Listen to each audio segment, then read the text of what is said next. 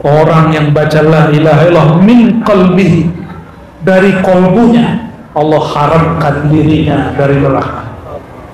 Karena kolbu berkait dengan jantung, jantung berkait dengan seluruh tubuh, berarti darah dia semuanya sudah terkena lafaz Allahu Allah, la ilaha illallah.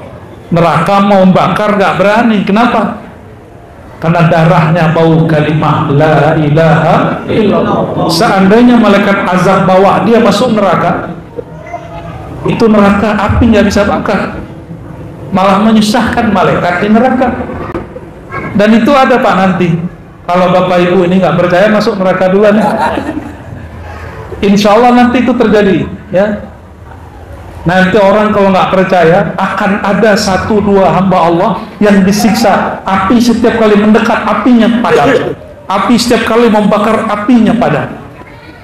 Ternyata dalam tubuh orang ini berdiri kalimat Allahu Allah.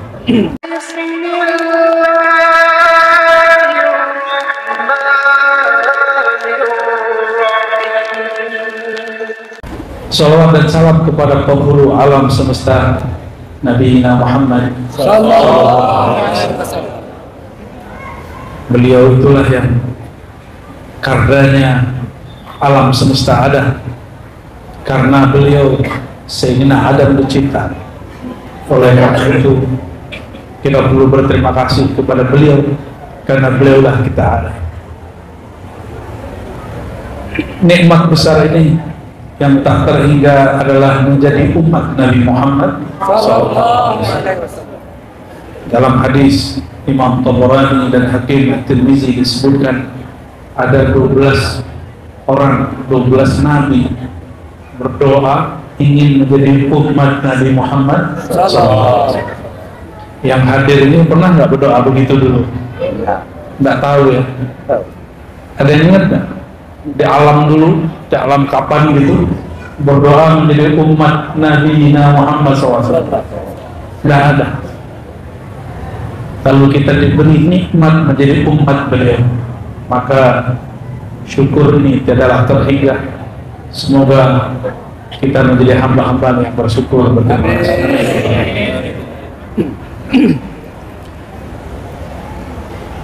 Mau tema apa Pak? Tasawuf. Tasawuf Bu ya?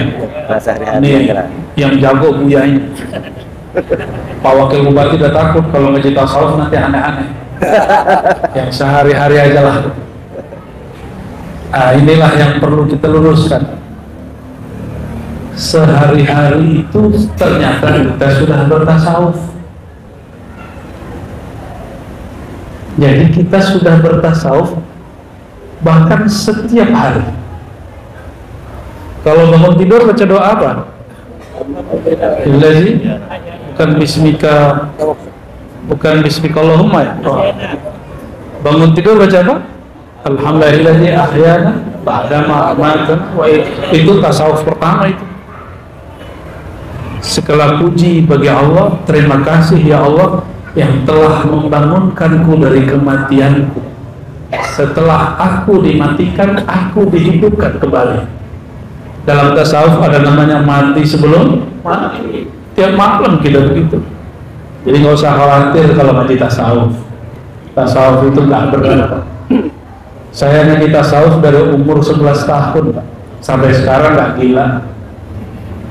Justru teman saya nggak ngaji tasawuf stres. Kenapa tuh? Karena nggak kenal Allah Subhanahu wa Ta'ala. Anak kecil kalau main game, dia nggak sadar kalau itu game, asik main game. Akhirnya dia pukul-pukul kepalanya sendiri. Ada kejadian di sini, anak Natuna begitu, main game. Jangan bin, kalau dulu waktu kita kecil, Pak Wakil Bupati, Pak Bupati, anak-anak tengkar karena main-main. Sama itu. Dulu Pak Wakil Bupati sama Bupati main apa dulu? Main gundu. Benar Pak Bupati ya? Nah, pernah tengkar nggak dulu habis gitu? Iya, melempar-lempar gambar itu. Habis itu kalah tengkar, benar nggak? Ya. Karena orang serius dalam bermain. Padahal dunia ini innamal hayatud dunya la'ibun wa lahun dunia ini cuma main-main, senda gurau, jangan serius bro. Ya. Allah bilang, Allah mengatakan berkali-kali di dalam Al-Quran kitab suci, dan ini tidak mungkin bohong, ini hakiki, bahwa dunia itu hakikatnya main-main. Kalau main-main harusnya terhibur dong. Lalu kenapa ada orang stres di dunia? Karena dia serius dengan dunia. Ya, ini sudah dekat tahun politik, jangan serius-serius amat ya. 2019 orang serius, benar nggak? Seakan-akan beda pilihan, beda agama. Di Jakarta beda pilihan nggak disolatin, ngeri nggak tuh? Sekarang mereka baru pada sadar, oh iya ya, kita joblos jadi menteri. Akhirnya baru pada iya, ini game. Jangan terlalu serius main game. Menang dia jangan terlalu bangga, cuma game doang. Maka gamenya anak-anak, sama gamenya Pak Bupati dan Wakil Bupati beda. Ya. Jadi Bupati itu juga lagi nge-game. Makanya belum menang kan? 5 tahun kan? Ya. Dan ada yang kalah tuh. Caleg-caleg ada yang kalah. Itu kalah game. Tapi ada yang stres kan? Banyak.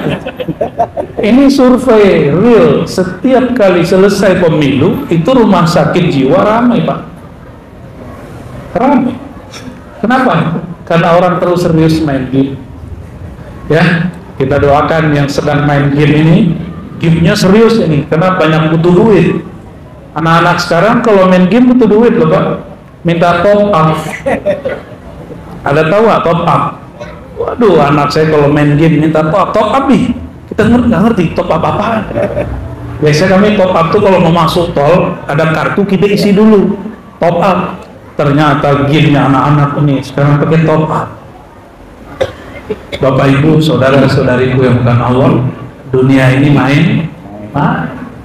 An-nasunia, manusia itu sekarang lagi tertidur, lagi asik dengan main-main mimpinya. Idza matu intabahu, begitu dalam hadis.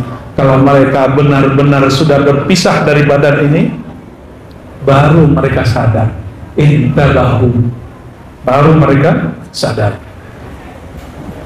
Makanya ada satu ungkapan, mutu qabla, matilah kamu sebelum benar-benar mati. Maksudnya sadarlah sebelum mati yang itu datang.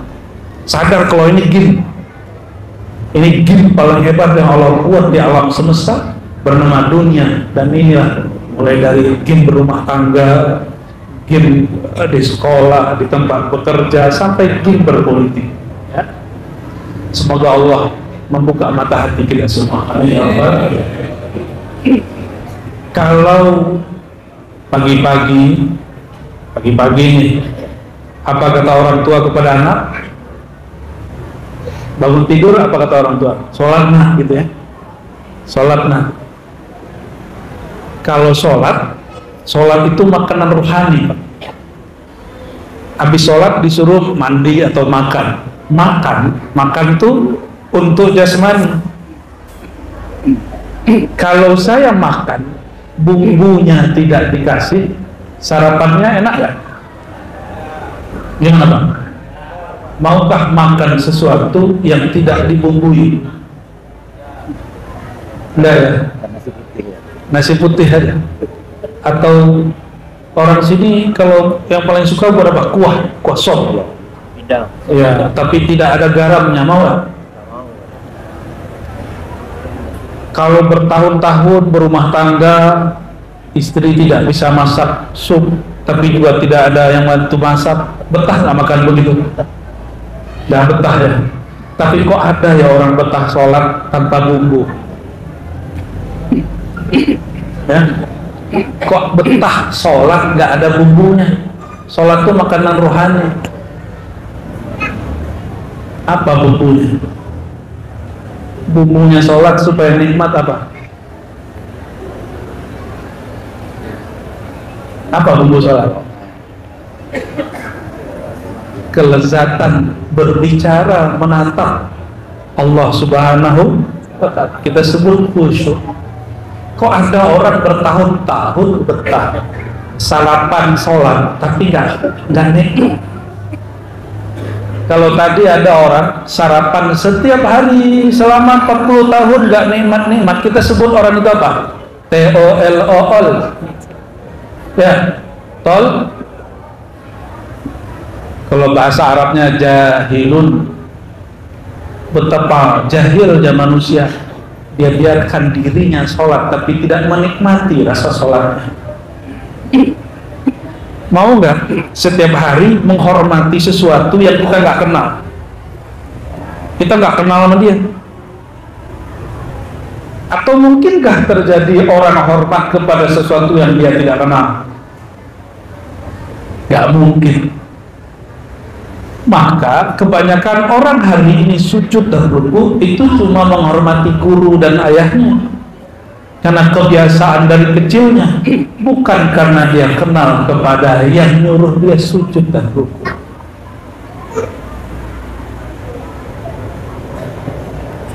Kalau Pak Bupati dan Pak Wakil ini nyamar pakai baju kaos, orang nggak tahu, nggak ada fatwa. Mungkin dicolek. Lu siapa? Kamu siapa? Ngapain main-main sini? Dicolek-colek orang, nggak ada yang hormat. Mungkin kalau masuk kantor, pegawainya nggak pernah ketemu Pak Bupati dan Pak Wakil, itu bilang, pakai baju kaos nggak boleh masuk kantor. Kamu dari mana? Nih nggak boleh pakai sendal, mesti pakai sepatu. Dia nggak tahu kalau yang mau masuk ini Pak Bupati dan Pak Wakil baru turun dari Gunung Rana. Kok bisa terjadi begitu? Karena dia nggak kenal. Kalau ngaku saya bupati, nggak percaya dia. Masa bupati begini? Saya dulu di Jakarta itu pernah makan di tempat bubur kacang hijau tepi jalan. Terus mereka pada nanya-nanya tentang pesawat ke temannya. Itu nanti gimana caranya? Saya nyeletuk, lagi asik-asik, bahkan nyeletuk, jawab cara naik pesawat, cara beli pesawat. Apa kata? Masa kamu tahu? Kalau orang naik pesawat nggak mungkin makan di warung saya. Itu ngomongnya begitu. Ya, nggak tahu dia kalau saya hampir tiap hari naik pesawat. Tapi begitulah. Seperti itu orang kalau nggak tahu. Saya pernah datang ke kampus, itu dibentak Pak Mas Satpam, karena saya ke kampus pakai sarung. Gak boleh masuk sini, gak boleh parkir. Ini khusus buat dosen. Saya diam senyum aja. Ya Pak. Habis itu datang lagi satpam yang satu lagi. Kamu siapa? Kok parkir di sini? Itu baru agak kesal tuh. Akhirnya saya ngomong, tahu kamu tuh siapa? Saya siapa Bu? Kamu baru kerja di sini, saya sudah kerja di sini sekian tahun. Saya dosen di sini. Itu agak emosi Pak. Tapi habis emosi, saya kasihan sama dia. Ya. Jadi setelah kita kenalkan diri, baru minta maaf, baru cium tangan, segala macam. Ya. Ini contoh. Dan itu bukan sekali dua kali, karena sering ke kampus pakai sarung. Orang ke kampus biasanya pakai apa? Pakai celana. Ya, kayaknya harus ada nanti ngajar pakai sarung gitu, harus ada gitu di kampus nanti. Tapi itu tanda si satpam dia bekerja dengan baik. Benar nggak? Ya. Saya kalau ada satpam begitu sebenarnya senang. Cuma karena nanyanya berkali-kali dan itu bukan satu orang, dua orang. Akhirnya egois kita muncul. Bapak Ibu yang bukan Allah, maksud saya nyebut begini apa? Kita ini baru hormat orang kalau kenal. Orang itu nggak ada beban menghormati sesuatu kalau dia kenal siapa yang dia hormati. Maka kenapa sholat itu selama ini jadi beban? Karena orang tidak kenal siapa yang dia sembah. Itu inti tasawuf. Berarti tasawuf itu basic atau tinggi? Basic. Ini yang disebut oleh Imam Junaid al-Baghdadi, awwalu ibadati, ibadah pertama itu adalah ma'rifatullah, mengenal Allah. Orang kalau sudah kenal Allah, apapun profesinya jadi ibadah. Ibadahnya pemimpin apa? Beliau ini kan pemimpin, ibadahnya adil dan amanah. Kalau ibadah saya apa? Apa yang saya tahu, saya amalkan, saya sampaikan, begitu Bu ya. Ibadahnya pegawai apa? Mengerjakan apa yang menjadi tugas dia secara jujur juga. Begitulah ibadah. Maka ayat yang sering kita baca, wa ma khalaqtul jinna wal insa illa liya'budun, tidak aku ciptakan jin dan manusia kecuali untuk, kalau terjemahan Kementerian Agama, karena beliau orang Kemenak nih, untuk menyembah aku. Itu terjemahan Kementerian Agama. Tapi terjemahan kan belum tafsir secara umum, secara global ya. Ini baru salah satu tafsir. Ya'budun, menyembah, bahasa Arab diterjemahkan ya'budun, menyembah, itu sebenarnya berarti ya'rifun. Siapa yang mengatakan begitu? Ibnu Abbas, sahabat Nabi. Tidak aku ciptakan jin dan manusia kecuali untuk mengenal aku, bukan langsung nyembah. Kalau langsung nyembah beban. Nah, Bapak Ibu, ini kajian ringan. Ini tubuh kita ini tubuh, punya tubuh nggak? Bener nih, coba pegang dulu badannya. Oh bener nih, punya tubuh nih. Nah, itu tubuh dari mana? Dari mana? Dari tanah apa dari api? Oke, karena dia dari tanah, pulang ke tanah. Benar, udah siap belum? Udah siap pulang belum?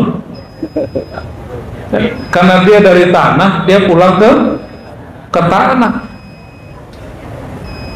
Ini tubuh zahir. Maka tubuh ini mesti dia mendekat ke tanah. Itu sebabnya sujud. Orang-orang terdahulu mereka punya ritual menyerap tenaga alam. Maka mereka pegang-pegang tuh tanah, tangannya begini ya. Kita nggak perlu begitu, kita cukup sujud kepada yang menciptakan tanah, maka kekuatan alam langsung menjadi kekuatan kita. Nggak perlu nyerap-nyerap kita, cukup dengan sujud yang benar, langsung badan itu selaras dengan tanah. Jadi orang sujud itu, dia kalau benar bersujud, tenaga tanah dia pulih. Oke, kita punya sisi lain nggak Pak? Ini punya perasaan nggak? Punya perasaan. Ini hari-harian ajakan sesuai request Pak Wakil nih. Yang hari-harian punya perasaan nggak? Bener. Kalau nggak punya perasaan, saya kata-katain nih. Punya perasaan nggak? Ya. Oke, ya sudah, nggak jadi dikata-katain nih. Perasaan kita itu bagian dari tubuh atau bagian dari yang lain dari tubuh ini? Ya, mayat itu punya tubuh nggak? Ya. Punya perasaan nggak? Ya. Nggak ada ya? Bener. Hari-harian kan nih? Mayat punya tubuh, punya perasaan nggak? Oke. Tapi mayat punya jantung, jantungnya udah gak bergerak. Sekarang kita pindah ke makhluk lain deh ya. Si guguk kalau kata orang Natuna apa? Asok. Kalau asok di Padang itu asap ngebul. Nah, si asok itu kasar nggak ngomong gitu? Kasar ya? Standar ya? Si asok itu punya jantung nggak? Kita punya? Oh, berarti bukan jantung ini perbedaan kita dengan si asok. Oke, coba cek. Ayam punya jantung nggak? Kambing punya jantung? Berarti bukan jantung itu khasnya manusia. Coba cek. Itu kucing punya otak nggak? Punya. Kambing? Anjing? Asok apa? Asok. Punya semua? Berarti kekhususan manusia bukan pada otak. Apa khususnya kita dibandingkan hewan-hewan dan orang yang sudah mati? Kolbu. Akal itu hanya alat. Akal itu cuma alat. Alat ini mesin pemutarnya apa? Ada yang memutarnya nafsu, Ada yang memutarnya kolbu, tergantung siapa yang memutar akal kita. Maka di Quran disebut lahum qulubun yaqiluna biha. Ada orang yang kolbunya jadi alat pemutar akalnya, tapi ada enggak. Kalau yang tidak, ulaika kal an'am, mereka seperti binatang ternak yang memutar akalnya nafsunya. Nah, akal kita mikirnya setiap hari apa? Makan, kawin, duit, gitu kan?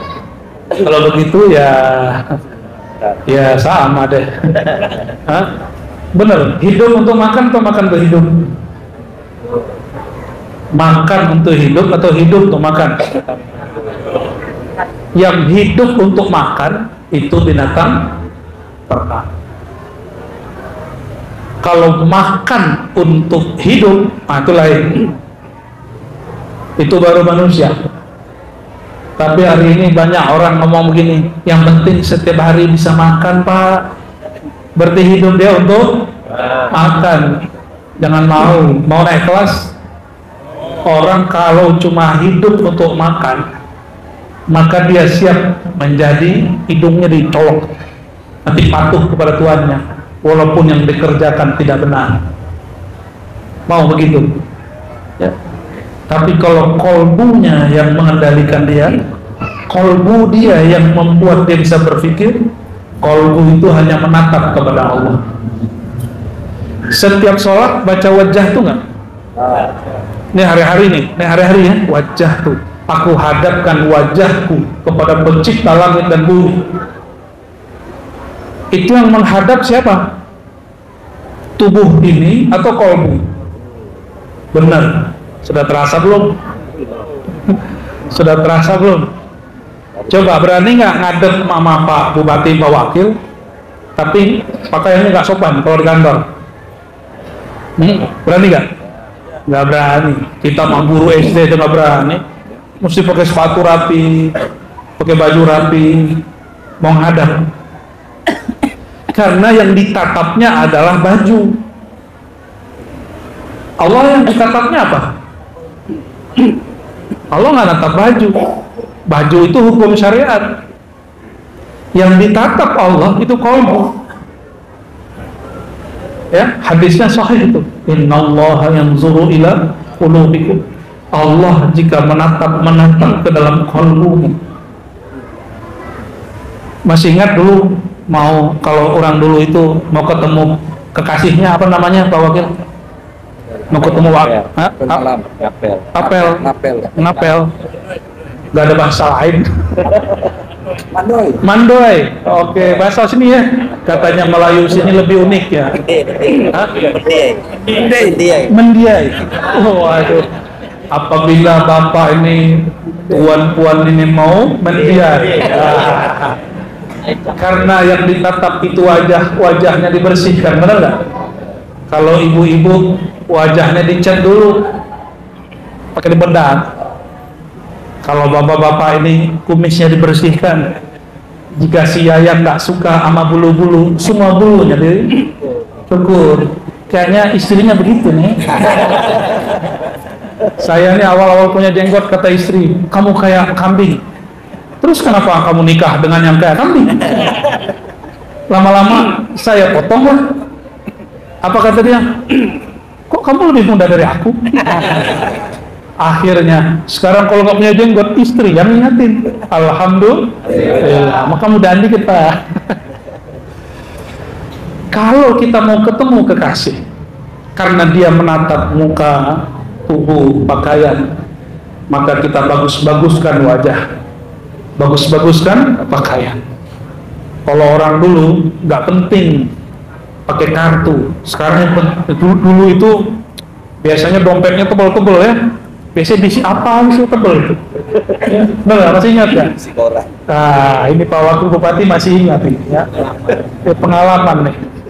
Isi kosong, isi tipis. Yang penting bentuknya tebal. Karena ingin ditatap, maka ingin terlihat sempurna. Yang diposting orang di sosial media, di Facebook, di Instagram, itu adalah yang sempurnanya. Dia tidak menampilkan yang tidak sempurna. Kenapa? Karena ingin ditatap. Sholat itu menatap, Pak. Wajah itu wajah dia. Ini hari-harian. Masa ada orang tiap hari ngomong apa saja terus dia nggak ngerti?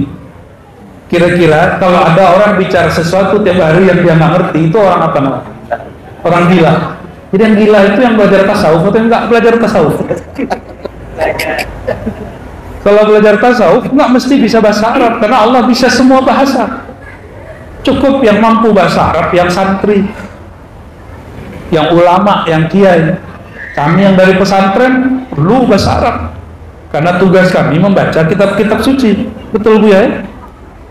Coba bapak-bapak ini nggak semuanya belajar pesantren. Lalu saya bilang, cara khusyuk itu engkau mesti bisa bahasa Arab. Stres semua. Kalau begitu Abu Jahal, Abu Lahab lebih khusyuk. Betul nggak? Kenapa Abu Jahal, Abu Lahab masih kafir? Berarti tidak syarat orang mengerti yang disembahnya pakai bahasa. Nggak mesti.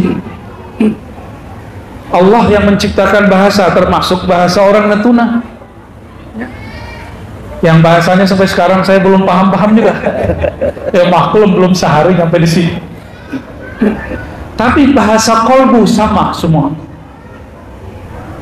Bahasa kolbu sama semua. Karena Allah menatap ke dalam kolbu, maka jika hendak menghadap kepada Allah, bersihkan kolbunya. Berani nggak? Apa tadi Pak? Mendai ya Pak? Mendai. Berani nggak mendai tapi nggak mandi? Hah? Nggak berani. Ya? Mau nambah lagi Pak? Nanti di demo yang di belakang. Beranikah ketemu kekasih? Baju kemarin yang masih bau? Nggak berani.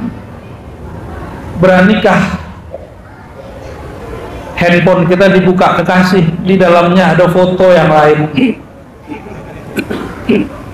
Paham maksudnya? Kalau ketemu gimana? Bisa perang dunia ke-10, bukan ketiga lagi. Sang kekasih melihat ada wajah perempuan lain atau laki-laki lain di dalam handphonenya. Kalau orang zaman dulu foto di dompet, benar nggak? Sekarang nggak level. Sekarang foto udah masuk. Tapi ahli kolbu, kekasih, wajah kekasihnya masuk ke dalam kolbu. Maka saya itu nggak seneng di foto Pak, walaupun orang suka minta foto. Saya sendiri jarang foto sendiri, itu jarang, karena bagi saya cukup hati saja yang tahu. Oke, Allah tatap isi kolbu. Ternyata di kolbu ada gambar yang lain, ada tujuan yang lain. Allah cemburu kan? Ini ilmu-ilmu standar nih. Katanya ngaku wajah tuh, aku hadapkan wajahku kepada pencipta langit dan bumi. Ternyata saat menghadap, kolbunya ada wajah yang lain, ada niat yang lain. Berani menghadap, pasti di-delete dulu, dihapus dulu. Jika di handphonenya ada WA dari sang kekasih yang lain, pasti dihapus dulu Pak. Bener ya? Kalau punya, ini Buya Budi yang pengalaman ini. Ada WA dari jamaah cantik, ya, istri tahu, dihapus dulu sebelum masuk rumah. Betul kan? Oh, ini pengalaman. Waduh, bisa-bisa pulang pengkar ini. Supaya apa? Supaya di rumah tidak marah, supaya tidak ketahuan. Delete permanen. Sama jika mau menghadap kepada sang kekasih sejati. Jadi kekasih kita yang di rumah itu nggak abadi. Dia hanya diberi dipercikan sedikit kekasih, rasa cintanya Allah. Makanya perempuan, laki-laki itu punya cemburu. Itu cemburunya Allah yang dipinjamkan. Maka nggak ada cinta sejati itu suami istri, nggak ada. Pasti nanti salah satunya mati duluan atau mati sama-sama, kuburnya tetap pisah. Ditanya mungkar nakirnya nggak bareng-barengan, sendiri-sendiri. Dek, ntar kalau aku mati kamu ikut ya. Mau nggak istrinya? Nggak mau nih. Paling suaminya bilang apa? Apa istrinya bilang apa? Nunggu indah, saya cari laki baru. Bapak Ibu Saudara yang mengasihi Allah, jika hendak menghadap Allah, gambar-gambar selain Allah di kalbu mesti dihapus. Kalau enggak, Allah nanti marah. Ini rumah Allah. Di rumahnya sudah ada tempat ibadah belum? Mungkin pojok, samping tempat tidur, sudah ada. Jadikan itu masjid mihrab kita di rumah. Kalau mau masuk di situ, bersihkan badan, bersihkan qalb. Latihan di sana, baru pergi ke masjid. Bersihkan dulu hati di sana, baru masuk masjid. Bolehkah perempuan atau laki-laki yang junub masuk masjid? Tak boleh. Junubnya qalbu kalau dia sedang asik mencintai selain Allah. Maka orang yang junub tidak akan diizinkan masuk ke rumah Baitullah, yaitu qalbu. Qalbul mu'min Baitullah. Qalbunya orang beriman itu Baitullah. Ini masjidnya, benar masjid? Bukan gereja toh? Tapi sudah pernah belum melihat masjid bentuk-bentuk gereja? Sudah pernah? Berarti yang penting itu bukan kubahnya. Yang penting itu qalbu yang zikir di dalam masjid. Benar, qalbu yang berzikir dalam masjid, sehingga disebut masjid itu masjid tempat sujud karena qalbu sujud di dalamnya. Ini kubahnya 100 tapi nggak ada orang zikir di sini. Masjid atau candi atau museum? Jangan-jangan ini museum. Maka jamaah yang makan Allah, sebelum menghadap Allah, kenapa disyariatkan berwudu? Wudu itu tidak hanya membersihkan diri dari hadas, tapi yang paling penting adalah membersihkan qalbu dari gambar-gambaran selain Allah Subhanahu wa ta'ala. Itulah rahasianya kenapa wudu tidak sempurna jika yang berwudu tidak menyebut nama Allah di dalam qalbunya. La wudu liman lam yadhkur ismallah. Tidak sempurna wudhu seseorang jika dia tidak menyebut nama Allah, jika dia tidak berzikir di dalamnya padanya. Jadi nanti kalau wudhu nggak usah mikirin yang lain, cukup zikir, ya. Nggak usah lama-lama juga wudhunya, sekali, 2 kali, 3 kali, nggak usah lebih. Nah, di saat berwudhu tidak hanya yang dibersihkan wajah, iktikadkan sedang membersihkan wajah, qalbu. Qalbu ini kalau tidak kenal Allah, maka dia cari muka kepada makhluk, maka dia niat. Disinilah muncul orang ingin cari muka. Cari muka itu bahasa Arabnya apa? Cari perhatian, ya. Nah, bentuk amalnya riya. Riya itu ru'yatul amal, melihat diri kita beramal di depan orang. Itu riya. Mempamerkannya itu disebut dengan sum'ah. Jadi ibadah ke masjid supaya dilihat orang. Datang ke masjid, ke pengajian karena nggak enakan sama pengurus, sama teman, sama Pak Bupati, Wakil Bupati. Oh, kalau kemarin saya baru habis ngisi di daerah Depok, tapi bukan di kotanya, di kampung-kampung. Sebelum kita naik, saya nyesal juga datang lebih cepat. Itu caleg-caleg semua naik dan mereka berlomba-lomba. Kenalkah Tuan dengan saya caleg partai ini. Kenalkah Tuan dengan saya caleg partai ini. Mohon doa restunya. Ada yang elegan dikit, ya, dia panggil anak-anak, terus dia kasih game. Habis itu dia kasih duit, ya. Tunggu saya sampai 2024. Macam-macam, ya. Jadi macam-macam cara orang. Ternyata di wilayah tempat saya ceramah itu, caleg-caleg diberi kesempatan untuk kampanye gratis. Ya, seharusnya mereka tunduk sama ustadz, karena yang membuat daya tarik jamaah ramai itu siapa? Ustadznya. Tapi betapa kurang ajarnya caleg itu. Selesai dia naik, majelis dia tinggal, dia nggak ngaji. Saya doakan mereka tidak terpilih.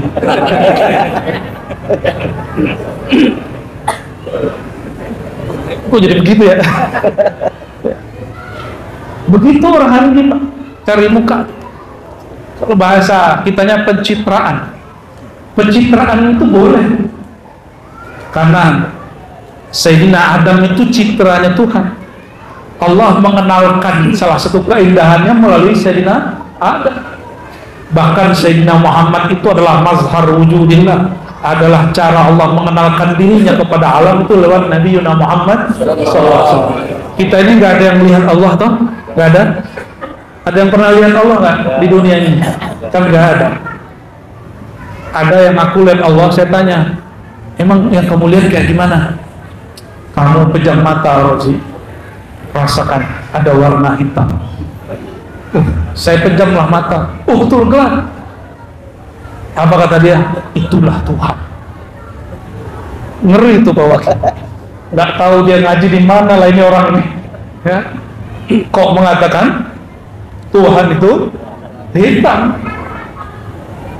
Ternyata nggak lama habis itu kejadian aneh-aneh. Ya. Bapak Ibu Saudara Saudari yang dimuliakan Allah, inti kajian malam ini sederhana. Inilah yang disebut di hadis Imam Tirmizi. Kita ini nggak ada yang bersih dari dosa. Nanti di akhirat ada orang dihisab. Kalau dihisab itu berarti diperiksa oleh malaikat yang bertugas seperti malaikat penyidik, kayak orang penyidik di sini. Lalu disidangkan, ada hisab, ada mizan, disidangkan. Hasilnya keluarlah laporan, semua daftar keburukan, mulai dari ujung rambut sampai ujung kaki ada maksiatnya. Selesai disidang, ternyata sidang itu berkali-kali, nggak hanya di sini, ada sidang dalam sidang, ada sidang setelah sidang, ada orang naik banding. Nanti di sana juga sama. Ketika sudah putus persidangan bahwa orang ini berdosa dari ujung rambutnya sampai ujung kakinya dosa,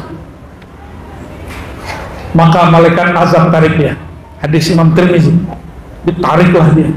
Tiba-tiba Allah Zul Jalali wal Ikram yang selalu menatap ke dalam kolbu mengeluarkan kita, wahai malaikatku, ada satu yang belum kalian sidangkan, satu yang belum kalian periksa, satu yang belum kalian timbang. Bertanyalah malaikat, apakah itu wahai Rabb, ya Tuhan? Bedahlah jantungnya, bedah dadanya, ambil isi jantungnya, itu berkait dengan kolbunya, apa isinya? Dibukalah dadanya, diambil jantungnya. Betapa kagetnya malaikat yang bertugas menyidang orang ini. Jantungnya menyebut la ilaha illallah. Di hadis Imam Baihaqi, Allah, Allah, Allah. Maka diambillah itu kalimah, ditimbang dengan semua dosanya. Apa yang terjadi? Kalimah la ilaha illallah dan Allah, Allah, Allah itu lebih berat dari semua dosanya. Akhirnya malaikat azab melepaskan rantai nerakanya dan diserahkan ke malaikat rahmat. Ini kamu yang urus. Ternyata dia kekasih Allah, tapi menzahirkan sesuatu yang tidak biasa. Batin dia bersama Allah, tapi zahir dia seakan-akan bukan kekasih Allah. Maka hati-hati dengan orang-orang dimanapun, di pulau manapun, di kota dan negeri manapun, walaupun penampilannya biasa, siapa tahu di kolbunya ada nur la ilaha illallah, nur lafaz Allah, Allah. Bukankah baca la ilallah mudah? Mudah kan? Coba baca la ilaha. Yang beda orang ini bacanya dengan kolbu, orang ini bacanya dengan kolbu.